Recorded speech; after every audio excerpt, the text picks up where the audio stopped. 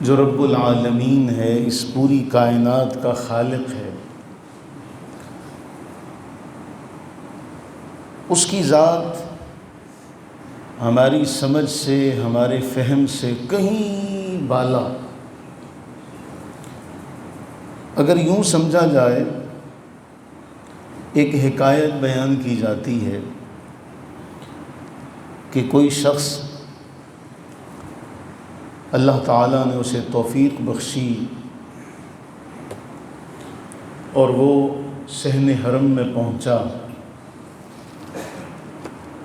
وہ بیت اللہ کے سامنے کھڑا ہوا تو اس نے اپنے فہم کے مطابق ایک جملہ کہا کہ باری تعالیٰ، میں نہیں جانتا تیری ذات کا مقام، مرتبہ، بلندیاں، رفعتیں میں نہیں جانتا۔ میں چھوٹے سے گاؤں کا ایک چھوٹا سا چودھری ہوں، میرے دروازے پر کوئی آ جائے تو میں اسے خالی نہیں موڑتا، تو دنیا کا خالق و مالک ہے، تو میں تیرے دروازے پر آیا۔ تو وہ مالک جو ہمیں بن مانگے اتنا کچھ دے رہا ہے، ہم نے کچھ نہیں مانگا اور ہمیں بن مانگے سب کچھ مل رہا ہے، ہم اپنے قرآن کریم فرما رہا ہے کہ وفی انفسکم، تم اپنے اندر دیکھو، تمہیں اپنے اندر بہت ساری نشانیاں ملیں گی۔ آج آپ اپنے اندر دیکھیں، اللہ تعالیٰ نے آنکھ کتنی بڑی نعمت ہے، یہ کان کتنی بڑی نعمت ہے، انسان کے دانت کتنی بڑی نعمت ہے۔ الغرض آپ کے سارے جسم میں جتنے بھی اعضاء ہیں، جب ان میں خرابی پیدا ہوتی ہے نا تو تب پتہ چلتا ہے کہ یار یہ بھی نعمت ہے۔ آنکھ کمزور ہو جاتی ہے تو پھر پتہ چلتا ہے کہ یار کتنی بڑی نعمت ہے یہ۔ ہماری نظر کمزور ہے، ہم سے کوئی پوچھے تو ہم کہیں بہت بڑی نعمت ہے کہ آپ ہر طرح کی محتاجگی سے بچے رہتے ہیں، دیکھنے میں، پڑھنے میں۔ تو اللہ تعالیٰ نے کسی نعمت کا احسان نہیں جتلایا، اتنی بڑی نعمتیں ہیں اس کی، کسی نعمت کا احسان نہیں جتلایا۔ لیکن اس پوری دنیا میں، اس پورے کے پورے جو اللہ تعالیٰ کی مخلوق ہے، اس میں اگر اللہ تعالیٰ جل وعلا احسان کا تذکرہ فرما رہا ہے تو فرما رہا ہے کہ میں نے اپنا محبوب بھیج کر تم پر احسان کیا۔ جب تک آپ اس مقدمے کو نہیں سمجھیں گے تو یہ معاملہ سمجھ میں نہیں آئے گا۔ آپ کسی کو ایک گلاس پانی پلائیں تو آپ کبھی بھی اس کا احسان نہیں جتلائیں گے۔ آپ کسی کو ایک وقت کا کھانا کھلا کر کبھی اس کو احسان نہیں جتلائیں گے۔ آپ کسی کو ایک وقت کا ایک لباس دے دیں گے تو کبھی احسان نہیں جتلائیں گے۔ ظاہر ہے جو کام آپ کسی قدر سمجھیں گے، کسی قابل سمجھیں گے، اسی کو اس کے سامنے ذکر کریں گے۔ وہ جو پوری کائنات کا خالق ہے، بے حساب روزی دے رہا ہے۔ آپ دیکھیں دنیا میں کتنی مخلوقات ہیں اس کی۔ وہ پتھر میں کیڑے کو رزق دیتا ہے، وہ سمندر کی گہرائی میں سمندری مخلوق کو رزق دے رہا ہے۔ وہ اگر اپنے محبوب کی آمد کا احسان ذکر کر رہا ہے، اور وہ جو جملہ ہم نے کل بھی پڑھا کہ اس ہستی کے آنے سے پہلے تم گمراہی میں تھے، تو جب تک ہم اس گمراہی کو نہیں جانیں گے ہمیں محبوب کی آمد کے احسان کا علم نہیں ہو سکتا۔ اس لیے ہم نے کل اقوام عالم کے حوالے سے جانا تھا کہ اس وقت جب آپ علیہ الصلوۃ والسلام تشریف لائے تو دنیا کا حال کیسا تھا۔ ایک اور بات، اللہ تعالیٰ جل وعلا نے محبوب کریم علیہ السلام کو دنیا پلیٹ میں رکھ کر یوں سجا کر نہیں دی۔ ہمارے علماء عارفین نے لکھا کہ انسانی تاریخ کا سب سے زیادہ بگاڑ روئے زمین پر آ چکا تھا، جس کو سنوارنے کے لیے اللہ نے اپنے محبوب کو بھیجا۔ اس سے بڑا بگاڑ انسانی تاریخ میں کیا ہو سکتا ہے کہ وہ خلیفہ اللہ تعالیٰ قرآن میں ذکر کر رہا ہے کہ جب ہم نے یہ بات ارشاد فرمائی کہ انی جاعل فی الارض خلیفہ، تو فرشتوں نے کیا عرض کیا تھا؟ اتجعل فیہا من یفسد فیہا ویسفک الدماء، ایسے کو بنائے گا جو زمین میں فساد کرے گا، خون بہائے گا۔ ہم جو ہیں ہم جو ہیں تیری تسبیح کے لیے، تیری تقدیس کے لیے، بزرگی کے لیے ہم جو ہیں۔ تو اللہ تعالیٰ جل وعلا نے فرمایا کہ جو میں جانتا ہوں وہ تم نہیں جانتے، میں تم سے زیادہ جانتا ہوں۔ تو یہ معاملہ کہ جسے مسجود ملائک بنایا، اتنا بڑا مقام و مرتبہ دیا، جب وہ زمین پر اس قدر پستی میں گرا ہوا ہوگا تو آپ سوچئے کہ فرشتے اس وقت کیا گفتگو کرتے ہوں گے، قدرت خداوندی اس وقت کیا اس کے معاملات ہوں گے کہ یہی وہ انسان ہے۔ تو اس لیے ہم نے دنیا میں اقوام عالم کا جو اس وقت معاملہ تھا اس کو سمجھا۔ یہ موضوع اگرچہ خشک ہے لیکن سیرت کو جاننے کے لیے، ہماری آج کی دنیا کی زندگی کے لیے یہ بہت اہم ہے۔ مثال کے طور پر ہمارا کوئی بھی بچہ پڑھ لکھ کر باہر نکلتا ہے تو اس کے ذہن میں آتا ہے میرے پاس ڈگری ہے، اب میں باہر جاؤں گا تو نوکریاں میرے لیے منہ کھولے کھڑی ہوں گی، میں نے آنکھ کھولی ہے، اب مجھے ہنر آتا ہے تو دنیا مجھے نوازے گی۔ ایسا نہیں ہوتا۔ یہ دنیا کا بگاڑ جس وقت اللہ نے اپنے محبوب کو بھیجا اپنے عروج پر تھا، اس لیے یہ واقعہ ذکر کرنا، اس کو سمجھنا بڑا ضروری ہے کہ جب اللہ اپنے محبوب کریم علیہ السلام کو بھیج رہا ہے تو سب کچھ سنوار کر نہیں بھیج رہا۔ انسانی تاریخ کا اس وقت سب سے بڑا بگاڑ ہے جس ماحول میں اللہ تعالیٰ اپنے محبوب کریم علیہ السلام کو بھیج رہا ہے۔ اور محبوب کریم علیہ السلام نے پھر محنت کی، کتنی محنت کی یہ آپ سارے جانتے ہیں کہ یہ جملہ کوئی معمولی سا جملہ نہیں ہے۔ جتنا کائنات میں مجھے اللہ کے راستے میں ستایا گیا اتنا کسی کو نہیں ستایا گیا۔ سارے انبیاء، آپ نوح علیہ السلام کی زندگی اٹھا کر دیکھیں، وہ کشتی بناتے ہیں، اللہ تعالیٰ فرما رہے ہیں کہ ہمارے سامنے بناؤ، اور ایک ایک گزرنے والا مذاق اڑاتا ہے، یہ کیا کر رہے ہیں؟ ذرا سوچئے، ایک ہستی جسے اللہ تعالیٰ وحی کے ذریعے سے چلا رہا ہے، جس کا ہر کام وحی کے ذریعے سے ہو رہا ہے، ایک چلتا ہوا جاہل آدمی اس ہستی پر تانے کستا ہے تو اس کے دل پر کیا گزرتی ہو۔ ابراہیم علیہ نبینا علیہ الصلوۃ والسلام دعوت دیتے ہیں اور آپ کی دعوت کا کیا جواب ملتا؟ جتنے بھی انبیاء کرام علیہ السلام آئے، شعیب علیہ السلام اپنی قوم سے کہتے ہیں تو قوم والے کہتے ہیں چپ چاپ سائڈ پہ ہو کے گزرو۔ ہر نبی کی ہمیں یہی ایک بات جو قرآن کریم میں اللہ نے سارے جتنے بھی انبیاء کا واقعہ ذکر کیا، قرآن میں کچھ یہی ہے کہ ہر قوم کے متکبرین نے جو معاملہ کیا وہ سمجھ، اور اس کے باوجود اللہ کے نبی فرماتے ہیں جتنا مجھے ستایا گیا اتنا کائنات میں کسی کو ستایا نہیں گیا۔ اس لیے ان واقعات کا جاننا، اگرچہ یہ موضوع خشک بھی ہو سکتا ہے سماعتوں پر بھاری بھی ہو، لیکن اس کو یاد رکھنا ضروری ہے کہ جس ماحول میں نبی علیہ السلام آئے وہ ماحول کوئی اس قدر اچھا خاصا کوئی صاف ستھرا ماحول نہیں تھا، ہر طرف تو اندھیرا ہی اندھیرا۔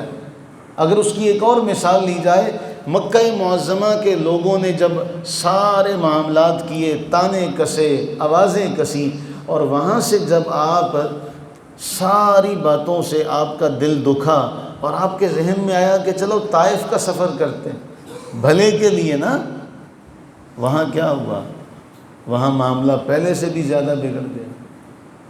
تو کہیں بھی ہمیں زندگی میں یہ نظر نہیں آتا کہ اللہ تعالیٰ جل وعلا نے ہر طرف پھول ہی پھول بکھیرے ہوئے اور حضور اسلام آئیں اور ان پھولوں کو چننے میں لگے ہوئے، ایسا نہیں ہے۔ تو ہماری زندگی بھی نبی علیہ الصلوۃ والسلام کے اس اسوہ کو دیکھ کر ہمارے لیے کافی ہے، اس لیے اس بگاڑ کو جاننا بڑا ضروری ہے۔ ہم نے کل ایران کے حوالے سے پڑھا تھا، آج ہم یونان، روم اور مصر کے حوالے سے انشاءاللہ اور پھر آخر میں ہندوستان کے حوالے سے کچھ باتیں جانیں گے۔ روم اس زمانے میں بہت بڑا ملک تھا، لیکن روم چونکہ یونانیوں کے زیر اثر تھا، رومیوں کے جو استاذ تھے وہ کون تھے؟ یونانی تھے۔ تو یونان کو جاننا بڑا اہم ہے۔ آج آپ دیکھیں ایک عرصے تک انسانی تاریخ میں یونانی فلسفہ چھایا رہا کہ جی یونان کی، آج بھی یونانی حکمت معاشرے میں مشہور ہے، تو وہاں بڑے بڑے حکماء ہوئے، لیکن ہمارے اصحاب سیر نے لکھا اتنے بڑے بڑے حکیم دانا لوگ گزرے، لیکن جب دانا اللہ تعالیٰ کے راستے سے بھٹک جائے، توحید کے راستے سے بھٹک جائے، تو پھر ابو جہل والا حال ہوتا ہے۔ جو 18 سال کی عمر میں پارلیمنٹ کا ممبر بنتا ہے اپنی ذہانت کے بلبوتے پر، وہ خود اپنی زندگی کا فیصلہ نہیں کر پاتا، تو حضور فرماتے ہیں یہ دانائی کا باپ تو نہیں، یہ تو جہالت کا باپ ہے، یہ تو جہالت کا باپ ہے۔ تو وہ یونان جس کے حکماء کا پوری دنیا پر سکہ ہے، جب اللہ تعالیٰ جل وعلا کی توحید سے منحرف ہوئے تو آپ دیکھیں گے کس قدر پستی میں چلے گئے کہ آپ حیران ہو جائیں گے۔ درختوں کو اپنا معبود بنائے ہوئے ہیں، درختوں کو پوجنے میں لگے ہوئے ہیں۔ اور حکمت کی دیوی، انہوں نے کہا حکمت کی ایک دیوی ہوتی ہے، محبت کی ایک دیوی ہوتی ہے، جنگ کا ایک دیوتا ہوتا ہے۔ دیوی دیوتاؤں کو ماننے والے، کوئی جنگ کے دیوتا کو مان رہا ہے، کوئی محبت کی دیوی کو مان رہا ہے، کوئی حکمت کی دیوی کو مان رہا ہے۔ 3 طبقات میں یونان کا معاشرہ تقسیم تھا، 3 طبقے۔ ایک طبقہ بادشاہ کا تھا، امراء کا، ایک طبقہ بادشاہ کا، دوسرا امراء کا۔ یہ دونوں طبقے جو تھے اپنے آپ کو دیوی دیوتاؤں کی اولاد کہتے تھے کہ ہم چونکہ دیوی دیوتاؤں کی اولاد ہے تو ہم اس دنیا سے ماوراء ہیں۔ باقی رہ گئے عوام۔ اب عوام پر یہ دونوں طبقے ظلم ڈھاتے تھے، بھاری شرح سود پر قرضہ دیا جاتا، جب وہ قرضہ نہ لوٹا پاتے تو پھر ان کو غلام بنا لیا جاتا، ان کی زمین بھی لے لی جاتی۔ یوں یہاں یونان کا معاملہ چل رہا تھا۔ اور یونان کی سرزمین پر 2 بڑے فلسفی ہیں جو ہمیں نظر آتے ہیں۔ ارسطو، آج فلسفے کی دنیا میں بڑا نام ہے جی، ارسطو بہت بڑا دانا آدمی گزرا، افلاطون بہت بڑا فلسفی گزرا، لیکن اب ان دونوں کا تذکرہ کرنے کا ایک مقصد ہے۔ ہم جب یہ بات کہتے ہیں کہ محمد الرسول اللہ صلی اللہ علیہ وآلہ وسلم کی ساری زندگی اٹھا کر دیکھیں، کہیں بھی آپ کو ذرا سا بال کے کروڑویں حصے کے برابر بھی کہیں جھول نظر نہیں آئے گا۔ آج بھی آپ بیٹھ کر لاکھوں کروڑوں کے مجمع میں رسول اللہ صلی اللہ علیہ وآلہ وسلم کی ساری زندگی کو بلا دھڑک بیان کر سکتے ہیں۔ اور آج بھی کائنات کا ہر بڑے سے بڑا دانا آدمی نبی علیہ السلام کے اصولوں کو پرکھ سکتا ہے، اور سب آ کے کہتے ہیں کہ نہیں، حضور علیہ السلام کی کوئی بھی بات جو ایسی ہے وہ انسانی عقل کے خلاف نہیں ہے، انسانی مساوات کے خلاف نہیں ہے، اقوام عالم کے امن کے خلاف نہیں ہے، ہمیں ہر جگہ نظر آتا۔ لیکن اس کے باوجود پروپیگنڈا ایسا کیا جاتا ہے کہ رسول اللہ صلی اللہ علیہ وآلہ وسلم کی ذات کے حوالے سے مغرب میں جو پروپیگنڈا ہے، اس کے بعد وہ مسلمانوں کو جو الزام دیتے ہیں المان والحفیظ۔ اس لیے ان ہستیوں کا جاننا جسے آپ لوگوں نے بڑا بنا کر پیش کیا ہوا، ان کی حقیقت کیا تھی۔ ارسطو اور افلاطون کے حوالے سے ہم کیا کہتے ہیں؟ ارسطو، آج دنیا بڑا اس کو فلسفی مانتی ہے۔ ارسطو نے لکھا کہ جو غلام ہوتا ہے نا، جو غلام ہوتا ہے یہ ایک ایسا آلہ ہے جس میں جان ڈال دی گئی، یہ انسان نہیں بلکہ ایک مشین ہے۔ انسانی جو غلام ہے اس کے کوئی احساسات اور کوئی شعور نہیں، اس سے جو آپ کا جی چاہتے ہیں کام لیں۔ یہ دنیا کا وہ فلسفی کہہ رہا ہے جسے دنیا بہت بڑا دانا مانتی ہے، اور وہ دانا آدمی کیا کہتا ہے کہ جو غلام ہوتا ہے وہ مشین ہوتا ہے، اس کے کوئی احساسات اور کوئی شعور نہیں ہے۔ اور دوسری طرف کائنات کا سب سے بڑا دانا محمد الرسول اللہ صلی اللہ علیہ وآلہ وسلم نے جو سبق دیا، فرمایا جو خود کھاتے ہو ان کو بھی کھلاؤ، جو خود پہنتے ہو ان کو بھی پہناؤ، ان کے ساتھ بھی درگزر والا معاملہ کرو۔ اور ایک روایت میں آتا ہے کہ ایک صحابی اپنے غلام کو مارنے لگے اور مار رہے تھے، تو اللہ کے نبی علیہ السلام نے فرمایا جتنا تو اس پر قادر ہے اس سے کہیں زیادہ اللہ تجھ پر قادر ہے۔ یہ سنا تو فوراً غلام کو آزاد کر دیا۔ آج کہتے ہیں کہ اسلام نے غلامی کا سبق دیا، اسلام نے تو ایسا نظام دیا کہ آہستہ آہستہ دنیا سے غلام ختم ہوتے چلے گئے، آج کہیں بھی نہیں ہے۔ جبکہ آپ کا اتنا بڑا فلسفی کہہ رہا ہے کہ جو غلام ہوتا ہے وہ مشین ہوتا ہے۔ پھر افلاطون، یہ اس سے بھی بڑی پھل جڑی چھوڑتا ہے۔ افلاطون کہتا ہے کہ اگر کوئی بچہ جسمانی طور پر کمزور پیدا ہو گیا، یا کوئی کمزور ہو جائے، یا کوئی بیمار ہو جائے، بوڑھا ہو جائے، تو حکومت پر لازم ہے کہ ان کو قتل کر دے، سرمایہ ضائع نہ کرے۔ یہ ہیں آپ کی دنیا کے بڑے فلسفی۔ اور پھر آگے چلیں، ارسطو وہ یہ کہتا ہے کہ ہم یونانی چونکہ خاص بندے ہیں اللہ کے، تو دنیا ساری ہماری غلام ہے۔ جو اتنا بڑا فلسفی ہو اور وہ دنیا کے سامنے یوں بات کہے تو پھر انسانی مساوات کیا، برابری کیا ہے؟ اور اسی کا ایک اور لطیفہ بھی بڑا اہم ہے کہ جی انسانی مساوات کسی نے کہا نا، تو ارسطو نے کہا کہ بھئی جنگل میں خرگوشوں کا جلسہ ہوا، یہ دنیا کا ایک بڑا فلسفی ہے جو دنیا کے سامنے مساوات کی بات کر رہا ہے، اور وہ حکایت کیا بیان کر رہا ہے کہ خرگوشوں کا جلسہ ہوا، قرارداد یہ پیش ہوئی کہ تمام جانوروں کو برابری کے حقوق ملے۔ تو شیروں نے جب یہ بات سنی تو شیروں نے کہا جاؤ پہلے ہمارے جیسے طاقتور پنجے لے کے آؤ، ہمارے جیسے مضبوط دانت لاؤ، پھر برابری کی بات کرنا۔ تو یہ انسانی مساوات، اس سے بڑا کوئی مذاق ہو سکتا؟ اور اللہ کے نبی سرور عالم صلی اللہ علیہ وآلہ وسلم نے کیا فرمایا؟ کسی گورے کو کسی کالے پر، کسی عربی کو کسی اجمی پر کوئی فوقیت نہیں۔ آج ضرورت ہے کہ ہم دنیا کو بتائیں کہ جن کو آپ اتنا بڑا فلسفی مانتے ہو ان کا اخلاق یہ ہے، اور جس ہستی پر تم صبح و شام اس کے خلاف پروپیگنڈا کرتے ہو اس کی تعلیم تو کبھی پڑھ کر دیکھو کہ اس نے تو انسانیت کو اتنا بڑا مقام و مرتبہ دیا کہ آپ اس کا اندازہ نہیں لگا سکتے۔ تو یہ ہے یونان جن کا اثر لیا روم نے، پھر روم کا حال کیا ہوگا وہ اس سے آپ خوبی اندازہ لگا سکتے ہیں۔ صرف ایک بات رومیوں کی، رومی کھانے کے بڑے شوقین تھے، یعنی اللہ کے نبی علیہ السلام جس دور میں تشریف لا رہے ہیں اس دور میں لوگوں کے یہ معاملات ہیں۔ رومیوں کو کھانے کا بڑا شوق تھا، چسکا تھا کھانے کا۔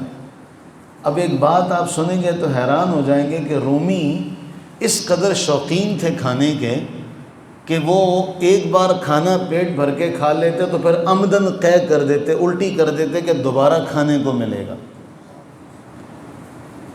صرف چسکا پورا کرنے کے لیے، زبان کا ذائقہ پورا کرنے کے لیے، بار بار لذت محسوس کرنے کے لیے ایک بار کھا لیتے پھر الٹی کر لیتے، پھر کھا لیتے پھر الٹی کر لیتے تاکہ ہمیں ذائقہ مل جائے۔ یہ ہے اس وقت دنیا کا نقشہ، اور اس دنیا کے نقشے پر جو لوگ رہتے تھے ان کے کردار کا معاملہ۔ مصر کی طرف آ جائیں، قدیم ترین تاریخ جو ہے تہذیب وہ مصر کی مانی جاتی ہے۔ دنیا کے تمام مورخین کا اس پر اتفاق ہے کہ اگر ہمارے ہاں سب سے قدیم تہذیب ہے تو مصری تہذیب ہے، لیکن مصری تہذیب میں بھی جو بادشاہ ہے اس کو وہ اللہ کا روپ سمجھتے تھے، اس کی بندگی بجا لائی جاتی تھی، اس کو رب کا روپ مانتے ہوئے اس کی عبادت کی جاتی تھی۔ پھر یہاں بھی دو طرح کا مصر تھا، ایک بالائی مصر تھا، ایک زیری مصر تھا۔ ایک لمبی فہرست ہے ان کے ہاں بھی خداؤں کو ماننے کی، ہر قبیلے کا اپنا اپنا خدا ہے۔ جو ایک قبیلے کا خدا ہے دوسرا قبیلہ اس کو نہیں مانتا، کتنے خدا ہیں ان کے ہاں۔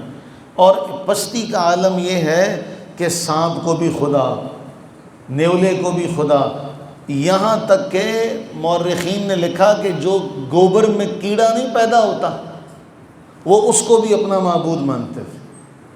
یہ انسان ہیں جو روئے زمین پر بسنے والے، ان کی پستی کا عالم یہ ہے کہ سانپ کو، نیولے کو، گوبر میں پیدا ہونے والے کیڑے کو بھی مقدس سمجھتے ہیں۔ ایک اور بھی ان کے ہاں بات پائی جاتی تھی کہ یہ مرنے کے بعد زندگی کے قائل تھے، لیکن کیسے قائل تھے؟ ان کا ماننا یہ تھا کہ مرنے کے بعد دوبارہ زندگی جو ہے وہ دی جاتی ہے اور اس کے زندگی کے مطابق اس کے ساتھ فیصلہ کیا جاتا ہے۔ تو اس عقیدے کی وجہ سے مصر کے لوگوں کے ہاں بڑی عجیب و غریب رسمیں پائی جاتی تھیں۔ آج انسان سنتا ہے تو حیران رہتا ہے کہ یہ لوگ، ان لوگوں کو اسلام نے گہرائی سے اٹھا کر اتنی بڑی عزتوں سے نوازا، یہ کتنی پستی میں گرے ہوئے تھے۔ تو جب ہم تاریخ کا مطالعہ کرتے ہیں اور ان کی اخلاقی پستی کو دیکھتے ہیں اور پھر اسلام کے بعد والا معاملہ دیکھتے ہیں تو پھر حضرت عمر فاروق رضی اللہ عنہ کا وہ جملہ سمجھ میں آتا ہے کہ جب آپ بیت المقدس گئے اور آپ کے کپڑوں پر پیبند لگے ہوئے اور آپ سے آپ کے ساتھیوں نے کہا کہ امیر المومنین لباس بدلی کر لیں، لباس تبدیل کر لیں اور اپنے آپ کو تھوڑا سا سجا سنوار لیں، تو حضرت عمر نے جو جملہ کہا وہ بڑا اہم ہے، ہمارے لیے بڑا اہم ہے۔ اللہ تعالیٰ جل وعلا نے اسلام سے جو عزت ہمیں بخشی ہے اس کی کوئی برابری نہیں کر سکتا۔ ہم تو ذلت کی پستی میں تھے، اسلام نے جو عزت دی، جو اسلام نے عزت کا لباس پہنایا، اس کی تو برابری کوئی نہیں ہو سکتی۔ تو مصریوں ان کے ہاں یہ ہوتا تھا کہ جی مرنے والے کے ساتھ نا وہ کھانے پینے کی چیزیں بھی دفن کیا کرتے تھے کہ کیا پتہ یہ کل کلاں کو اٹھ جائے تو اس کو ضرورت پڑے گی، تو اس کے ساتھ کھانے پینے کی چیزیں بھی ساتھ میں دفن کی جائیں۔ خاص طور پر جب ان کا کوئی بادشاہ مرتا تو بادشاہ کو چونکہ وہ اللہ کا روپ مانتے تھے، دیوتا مانتے تھے، تو اب عقل انسانی سوچ کے آج کے دور میں دنگ رہ جاتی ہے۔ تو جب کوئی بادشاہ مرتا تو پہاڑ کھودا جاتا، کئی بادشاہ اپنی زندگی میں یہ انتظام کرتے، پورا پہاڑ درمیان سے خالی کرتے، اس کے اندر کمرے بنواتے، ان کمروں میں بادشاہ کا سارا سونا، ہیرے، جواہرات، سارا خزانہ رکھا جاتا۔ پھر اس کے بعد اگلا معاملہ یہ ہوتا کہ چاول رکھتے، گندم رکھتے، پانی کے بڑے بڑے مٹکے بھر کر رکھے جاتے کہ کل کلاں بادشاہ زندہ ہو گیا تو اس کو کھانے پینے کی حاجت بھی ہوگی تو وہ کھائے پیے گا کہاں سے، لہٰذا یہ بھی سارا کا سارا ساتھ میں دفن کیا جائے۔ اس سے بھی بڑی بات کہ جی بادشاہ کو دنیاوی زندگی میں جس طرح نوکروں چاکروں کی ضرورت پڑتی ہے، جب وہ مرنے کے بعد اٹھا تو تب بھی تو نوکروں کی ضرورت پڑے گی، تو پھر پوری نوکروں کی ایک فوج بھی اس کے ساتھ۔ اب آپ دیکھیے کہ جو مر چکا ہے وہ تو مرا ہوا ہے نا، میت ہی ہے، اس کے ساتھ جو زندہ لوگ وہاں جاتے ہوں گے، جن کو بھیجا جاتا ہوگا کہ تم بھی چلے جاؤ، اور پھر اس کے بعد وہ پہاڑ بند کر دیا جاتا۔ کئی سالوں تک یہ سلسلہ چلتا رہا، لیکن کسی نے آواز نہیں اٹھائی کہ اتنا بڑا ظلم۔ اور تصور کریں کہ وہ جو لوگ زندہ اس پہاڑ کے اندر اس قبر میں جاتے ہوں گے، وہ کیسے سسک سسک کر مرتے ہوں گے، کوئی سوچ سکتا ہے سوال؟ اور یہ معاملہ صدیوں تک اسی طرح سے ہوتا چلا ہے، کوئی ان میں بولنے والا نہیں بول سکا، کسی نے آواز نہیں اٹھائی۔ یہ ان لوگوں کی مذہبی طور پر یہ ان لوگوں کا حال تھا۔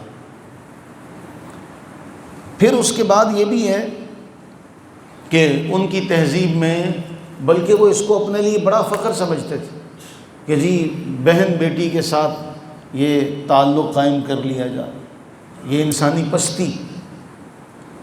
اس کے بعد آ جاتے ہیں ہندوستان پر، تو چند ایک باتیں اگر اس کے بارے میں بات کی جائے تو ہمارے نوجوانوں نے فلمیں دیکھی ہوئی، ان کو سارا پتہ ہے کہ ہندوستان میں کیا کیا، وہ کن کن بتوں کو مانا جاتا ہے، ان کے مذہبی تہوار کیا ہیں۔ میں نے کئی بار یہ بات کہی کہ آپ دیکھیے کہ میڈیا کا استعمال جو باطل لوگ ہیں انہوں نے کس طرح سے کیا کہ آپ اپنی زندگی میں کسی ہندو سے کبھی نہیں ملے، لیکن ہم نہیں، جو ہمارے بچے ہیں ان کو ہندوؤں کے سارے مذہبی رسومات، ان کے سارے معمولات، ان کی ساری باتوں کا، اسی طرح سکھوں کی ساری باتوں کا علم ہے۔ کیوں؟ انہوں نے میڈیا کو استعمال کیا، یعنی گویا جدید ذرائع کو استعمال کرتے ہوئے انہوں نے اپنے مذہب کو ایسا پروموٹ کیا کہ ایک ایک تک وہ اپنی بات پہنچا دے، اور ہم لوگ حق پر ہوتے ہوئے خود قرآن کو نہیں جان سکتے۔ اگر آپ قرآن اٹھائیے، میں ایک بڑی سخت بات کروں، ہمارے ہاں محبت کا معاملہ اور محبت کا معیار بڑا عجیب ہے۔ قرآن فرما رہا ہے تمہارے لیے رسول اللہ صلی اللہ علیہ وآلہ وسلم کی زندگی بہترین عملی نمونہ ہے، تو کسی کے گھر میں سیرت کی کوئی کتاب پڑھی ہے جس سے وہ دیکھ کر پڑھے کہ حضور کی زندگی کیسی تھی؟ بولیے۔ اگر آپ معاشرے میں نظر ڈالیں اور معاشرے میں یہ سوال کریں بھی جس کی زندگی کو اللہ تعالی ہمارے لیے فرما رہا ہے کہ مشعل راہ ہے، قائد ہے، لیڈر ہے، اس کی زندگی کو دیکھو اور اپنی زندگی گزارو، اس کی زندگی کے حوالے سے آپ کے پاس کوئی کتاب اس کی پڑھی ہے؟ پڑھی تو بڑی دور کی بات ہے، جب پڑھی نہیں ہوگی تو پڑھی کہاں سے ہوگی؟ تو جب رسول اللہ کی زندگی پڑھی نہیں ہوگی تو اپنائیں گے کیسے؟ ہمیں تو شارٹ کٹ کے راستے پر لگا دیا گیا اور اسی کو ہم نے اپنا نسب العین سمجھ لیا، ہم اس کا انکار نہیں کرتے، لیکن اصل معاملہ تو نبی علیہ السلام کی زندگی کو جاننے اور ماننے اور سمجھنے کا، پھر اس کے بعد اس کو اپنانے کا ہے۔ آپ خوشیاں منائیں، ہم اس کا انکار نہیں کرتے، ہم تو کہتے ہیں جس کو خوشی نہ ہو اس سے بڑا تو منکر کوئی نہیں، لیکن یہ تو پہلا اسٹیپ بھی نہیں ہے۔ ایک تلخ بات کہوں، بھئی گلی سجائی جاتی ہے، اب گلی سجانے والے بچے نکلتے ہیں، ایک ایک دروازے پر دستک دیتے ہیں، پیسے دیں بھئی گلی سجانی ہے۔ اب جو تو 1000 روپیہ دے دے تو وہ بچے کیا کہیں گے؟ یہ بڑا عاشق رسول ہے۔ اب ہر ایک تو ایک جیسا نہیں ہے، کوئی 5000 بھی دے سکتا ہے، لیکن کوئی جو ہے نا مالی اعتبار سے کمزور بھی ہو سکتا ہے، اور اگر وہ معذرت بھی کرنا چاہے تو معذرت کر سکتا نہیں۔ لیکن اگر وہ کم پیسے دے گا تو وہ جو پیسہ اکٹھا کرنے والے ان کی نظر میں وہ عاشق رسول نہیں ٹھہرے گا۔ تو عشق رسول کی سنت تو ہمارے ہاں بانٹنے کا معیار یہ ہے کہ جو پیسے زیادہ دے دے وہ عاشق ہے، جو پیسے نہیں دے وہ عاشق نہیں ہے۔ اسوہ کہاں گیا؟ میں نے جو بات کہی یہ بڑی تلخ بات ہے اور بڑی گہری بات ہے کہ قرآن فرمائے کہ رسول کی زندگی تمہارے لیے نمونہ ہے، تو کسی کے گھر میں پڑی ہے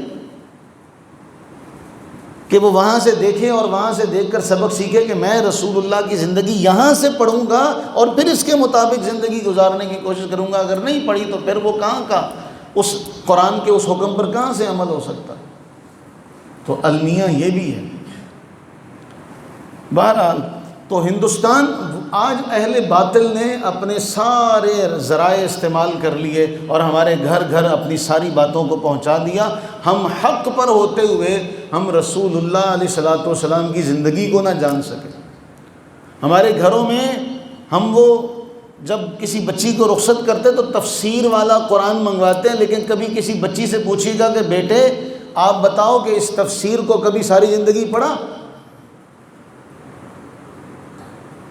ہم جس قرآن کے سائے تلے رخصت کرتے ہیں اس بیٹی کو بھی کبھی ہم نے پورے قرآن کو ترجمے سے بھی کبھی نہیں پڑھانے کی زحمت کی کہ بیٹا ہمارا، بیٹی ہماری اس سورہ فاتحہ سے لے کے سورہ ناس تک اس کو صرف ترجمے سے ہی پڑھ لے۔ تو ہم نے جس نبی کی زندگی اور سیرت تو بڑی دور کی بات ہے، ہم نے تو قرآن نہیں پڑھا ہوا، تو جب ہم نے قرآن ہی نہیں پڑھا ہوا تو ہم باطل کا مقابلہ کیسے کریں گے؟ وہ تو بہت آگے ہیں ہم سے۔ حضور سید الحسن شاہ صاحب زیدہ مجدو ایک مثال دیتے ہیں اکثر کہ ایک آدمی دوڑ رہا ہو سواری پر ہو تو آپ تو پیدل اس کا مقابلہ بھی نہیں کر سکتے، اس کو پکڑ بھی نہیں سکتے جائے کہ اس سے آگے نکلنا، تو وہ تو اتنا آگے جا چکے ہیں۔ ہم آج تک قرآن کو ہی ترجمے کے ساتھ نہیں پڑھ سکے، رسول اللہ کی سیرت کو نہیں پڑھ سکے، تو جب ہم نے سیرت ہی نہیں پڑھی تو اپنائیں گے کہاں سے؟ انہوں نے گھر گھر تک ہمارے ساری باتوں کو پہنچا دیا کہ ہمارا ایک ایک بچہ جانتا ہے کہ ان کے کیا کیا معمولات ہیں۔ تو ہندوؤں کے ہاں اتنے خدا ہیں کہ ان کی گنتی نہیں ہو سکتی۔ ہمارے اصحاب جو تاریخ نگار ہیں انہوں نے لکھا کہ آپ ان کی گنتی کرنا شروع کریں تو 1000 ہاں ان کے خدا۔ اور آپ ذرا سا اس بات سے موازنہ کر لیں، ہمارے ایک بزرگ تھے، انہوں نے ایک مرتبہ ایک بیان کیا، اس بیان کا یہ جملہ بڑا اہم ہے۔ انہوں نے کہا ذرا تصور کیجئے، بازار میں ایک ہندو خاتون نکلتی ہے، اس کے ساتھ ایک بچہ ہے، اب وہ جاتے ہیں اپنا بھگوان خریدنے، ان کے لیے تو وہ معبود ہے نا ان کا، اب اس کی قیمتیں ہیں۔ اب بیٹا اگر مہنگا بھگوان پسند کر لے تو ماں اس کو کیا کہے گی؟ نہیں یہ گندا ہے، یہ اچھا نہیں ہے، ہم یہ والا نہیں لیں گے، ہم یہ والا لیں گے۔ جس کو خود خرید کر لاتے ہیں پھر اسی کے آگے وہ ماتھا ٹیکتے ہیں، کہتے ہیں اس سے بڑی بھی انسانی پستی کوئی ہو سکتی ہے؟ اللہ کا شکر ادا کیا جائے کہ مالک نے ہمیں یہ توفیق بخشی، میرے اور آپ میں کیا کمال ہے، وہ ہم بھی ان جیسے ہوتے۔ یہ صرف اور صرف اس کی توفیق، اس کی عطا، اس کا فضل اور کرم ہے کہ اس نے ہمیں ان سارے باطل خداؤں سے بچا کر ہمیں توفیق دی ہے کہ ہم اس کے حضور سجدہ کرتے ہیں۔ اچھا، چند ایک بڑی اہم باتیں ہندوستان کے حوالے سے۔ ہندوستان کے ایک راجا نے رسول اللہ صلی اللہ علیہ وآلہ وسلم کی خدمت میں مٹی کا ایک گھڑا بھیجا تھا. اس میں یہ سوکھا دھنیا نہیں ہوتا یہ، اور جو سونٹ جسے آپ پنجابی میں سونڈ کہتے ہیں، تو مستدرک حاکم میں آتا ہے کہ ابو سعید رضی اللہ عنہ فرماتے ہیں کہ ہندوستان کے ایک راجہ نے رسول اللہ صلی اللہ علیہ وآلہ وسلم کی بارگاہ میں سونڈ یہ ہدیہ بھیجا، تو رسول اللہ صلی اللہ علیہ وسلم نے اس سونڈ کے ٹکڑے کیے اور سارے صحابہ میں بانٹے. یہ ہندوستان کے، بھئی پاکستان تو بعد میں بنا لیکن یہ سارا علاقہ ہند کہلاتا ہے. یہ بھی ہند، پاکستان بھی ہند کا حصہ ہے نا اس دور میں. یہ سری لنکا، بنگلہ دیش ہے، سارا کا سارا ہند کہلاتا ہے، بر صغیر جو ہے. تو یہاں کے راجہ نے نبی علیہ الصلوۃ والسلام کی خدمت میں وہ سونڈ جو تھی وہ بھیجی تھی، اور پھر ہندوستان کی مشک، کافور، لونگ، مرچ، کالی مرچ جسے کہتے ہیں، یہ عرب میں استعمال ہوتی تھی اس دور میں بھی. اور ایک اور بڑی اہم بات، اس پر بات سمیٹتے ہیں. نبی سرور عالم صلی اللہ علیہ وآلہ وسلم ہجرت کے بعد جب حضرت سیدنا ابو ایوب انصاری رضی اللہ تعالیٰ عنہ کے ہاں تشریف لائے تو جس چارپائی پر آپ آرام کرتے تھے وہ ساگوان کی لکڑی کی تھی. کس کی تھی؟ ساگوان کی. کس کی تھی؟ اور یہ ساگوان کی لکڑی ہند سے جاتی تھی. یہ ساگوان کی لکڑی کہاں سے جاتی تھی؟ لکڑی ہند سے جاتی تھی، جس پر نبی صلی اللہ علیہ وآلہ وسلم نے آرام فرمایا تھا. جب آپ حضرت ابو ایوب انصاری رضی اللہ عنہ کے مکان سے منتقل ہو گئے نا، تو پھر نبی سرور عالم صلی اللہ علیہ وآلہ وسلم کو یہ دے دی گئی اور آپ اسی پر آرام فرماتے تھے. اگلی بات کہ ہند کی تلواریں بڑی مشہور تھیں، اور اس زمانے میں یہاں کی جو ہندی تلوار تھی عرب میں وہ استعمال ہوتی تھی. اب نبی صلی اللہ علیہ وسلم ہندوستان کے لوگوں کو کیسے جانتے تھے؟ جب آپ زمانہ جو نبوت کے اعلان سے پہلے کا زمانہ جب آپ تجارت کرتے تھے تو ہندوستان کے تاجروں سے آپ کی ملاقات ہوئی تھی. ہندوستان کے تاجروں سے آپ کی ملاقات بھی ہوئی تھی، پھر ان میں سے بعض کے ساتھ آپ کی دوستی بھی تھی. اور پھر ایک بات، آخری جملہ، نبی سرور عالم صلی اللہ علیہ وسلم کے ایک صحابی حضرت کعب، تفصیل اس کی پھر کبھی نشست میں ذکر کریں گے. حضرت کعب رضی اللہ تعالیٰ عنہ نے رسول اللہ علیہ الصلوۃ والسلام کی تعریف میں ایک پورا قصیدہ لکھا.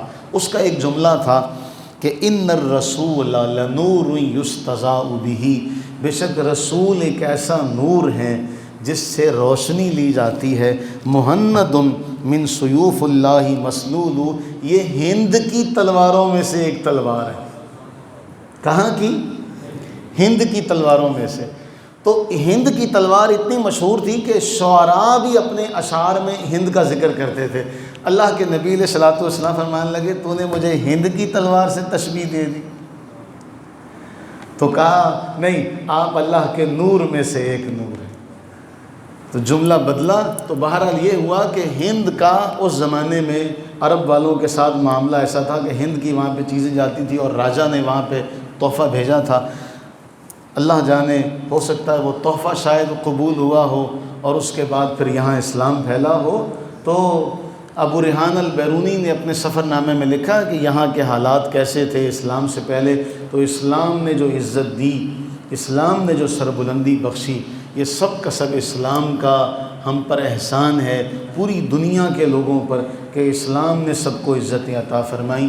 آج وہ الطاف حسین حالی کا شاید یہ جملہ ہے، اے خاصائے خاصان رسول وقت دعا ہے، امت پہ تیری آ کے عجب وقت پڑا ہے. وہ دین جو بڑی شان سے نکلا تھا وطن سے، پردیس میں وہ آج غریب الغربا ہے. اللہ تعالی ہمیں دین سیکھنے سمجھنے کی توفیق عطا فرمائے. آمین ثم آمین.